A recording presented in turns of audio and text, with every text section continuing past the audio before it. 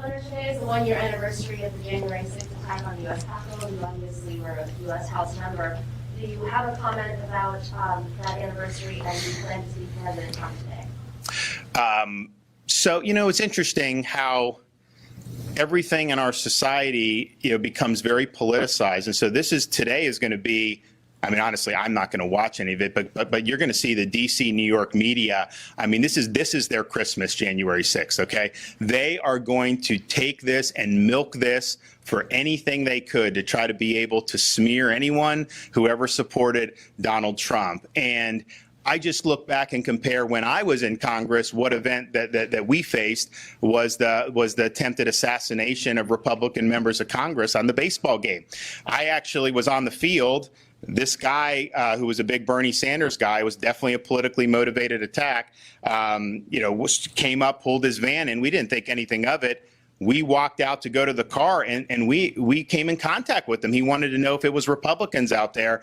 We get in the car, leave, and then we find out he shoots up a bunch of people. And had you not had the Capitol Police there, you probably would have had a dozen people assassinated. That was like a one-day, two-day story. That was not something that the Capitol-based press wanted to talk about. Why? Because it totally undercut their preferred narratives.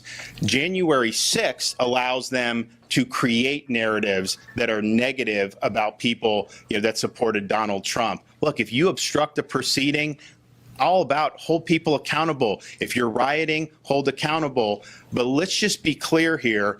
When they try to act like this is something akin to the September 11th attacks, that is an insult to the people who were going into those buildings. And it's an insult to people when you say it's an insurrection and then a year later, nobody has been charged with that.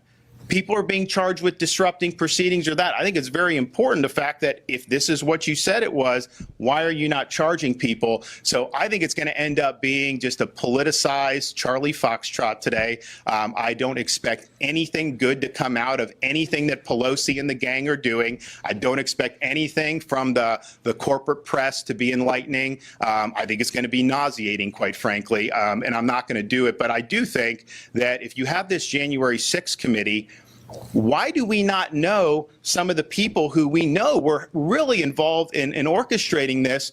They got pulled off the most wanted list. Christopher Wray was asked at the under oath what FBI was involved in that, and he would not answer the question. And so I think that this is something that has really been used for political narrative and posturing purposes. I don't think it's been effective. You know, people here in Florida, they care about inflation, and they care about gas prices and education and crime and all the key issues that are so important. And that's what they talk to me about. But there is an obsession with this amongst the DC, New York journalist class. And again, I think it's because it allows them to spin a narrative that they want to spin. They did not care as much about what happened after 2016 when you had a false Russia collusion conspiracy theory that was put on for years because they were involved when doing it, and how that may have damaged trust in institutions or all that. So I just think that it is what it is, but it's not something that I've been concerned about in my job here, because quite frankly, it's not something that most Floridians have been concerned about. They're concerned about their jobs, education, inflation, gas prices, all those things. And I wish the Congress of the United States would be concerned about those pressing issues as well. Sadly, they're not. They're going to use this to be able to get more TV time. And some of them who are probably the most loud, probably will end up vacationing in Florida at some point as well. Thank you. 'Cause the flag still stands for freedom, and they can't take that